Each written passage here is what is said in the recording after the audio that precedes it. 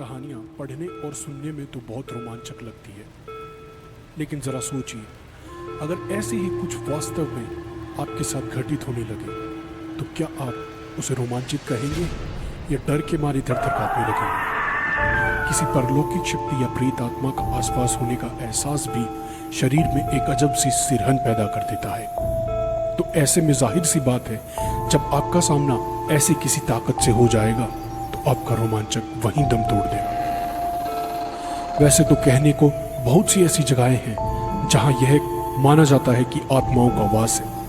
कोई वीरान और अकेला घर हो या एक लंबे समय से खाली पड़ी इमारत। इसके अलावा वह स्थान जहां किसी दुर्घटना की वजह से भी किसी की जान गई हो, उसे भी हम योग्य नहीं मानते हैं कि हम वहां जाएं, क्योंकि जिन लोगों की जान दुर्घटना में जाती है उनकी आत्मा को मुक्ति नहीं मिलती और वे भटकते रहते हैं। कहने को तो बहुत सी जगहें हॉन्टेड या भूता कहा जा सकता है, जहां प्रमाणिक तौर पर कहा जा सकता है कि उस स्थान में कुछ न कुछ गड़बड़ तो जरूर है, और वह स्थान है राजस्थान स्थित भानगढ़ किला।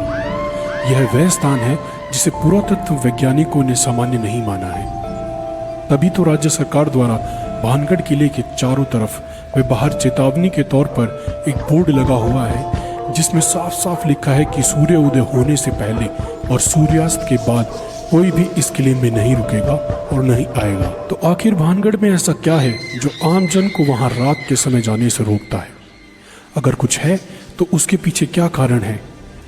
हालांकि कोई भी पुख्ता तौर पर वहां घटने वाली दुर्घटना का कारण नहीं बता पाया, लेकिन स्थानीय लोगों के बीच प्रचलित है कुछ कहानियां जो साबित करती है कि वहां कुछ ना कुछ तो जरूर हो सकता है। लोगों का मानना है कि बहुत समय पहले इस स्थान पर रत्नावती नाम की बहुत सुंदर राजकुमारी रहती थी, जिस पर काला जादू करने वाले तांत्रिक की कुदृष्टि थी।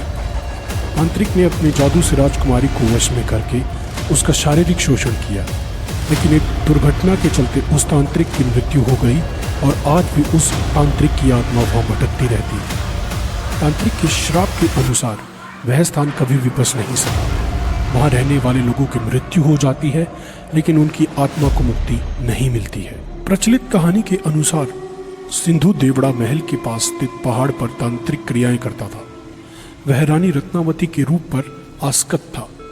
एक दिन भानगढ़ के बाजार में उसने देखा कि रानी की एक दासी रानी के लिए केश तेल लेने आई है। सिंधु देवड़ा ने उस तेल को अभिमंत्रित कर दिया कि वह तेल जिस पर भी लगेगा उससे वह तेल उसके पास ले आएगा।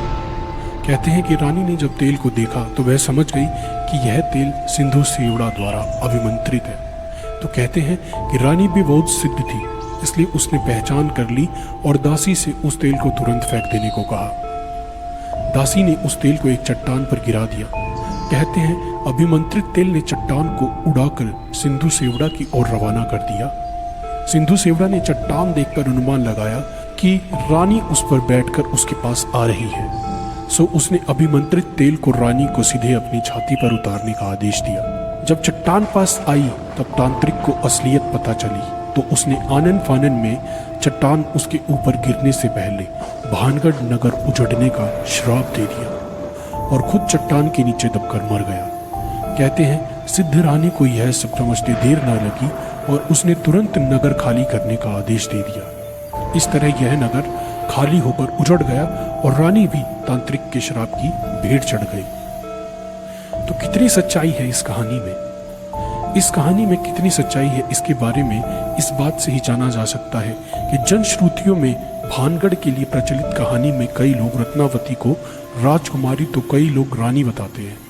रानी रत्नावती का जिक्र तो हर कोई करता है, पर वह किस राजा की रानी थी? उसके राजा व उसका शासनकाल कौन सा था? नगर किस काल में उजड़ा? इस प्रश्नों पर सब चुप है। अक्सर लोग इस नगर व किले को 400 वर्ष पहले उजड़ा बताते हैं, पर किले में मिले विभिन्न राजाओं के शिलालेखों की तारीख देखने के बाद उसके उजड़ने की समय सीमा काफी कम हो जाती है। पर बहरहाल बात चाहे जो भी हो, इस फोर्ट को या इस भानगढ़ के किले को अब भी लोग सबसे ज्यादा डरावना मानते हैं, या कह सकते हैं कि भारत का सबसे प्राचीन स्थान जो भी है, जिसमें भूतों का निवास होने की पूरी आशंका या जहां भूत विराज करते हैं, वो भानगढ़ का किला ही है। तो ऐसी ही और महत्वपूर्ण जानकारियों व रोचक तथ्यों के लिए हमारे चैनल फ्रीकनेस को सब्सक्राइब करें यह वीडियो आपको कैसा लगा हमें लाइक व कमेंट करके ज़रूर बताएं। धन्यवाद।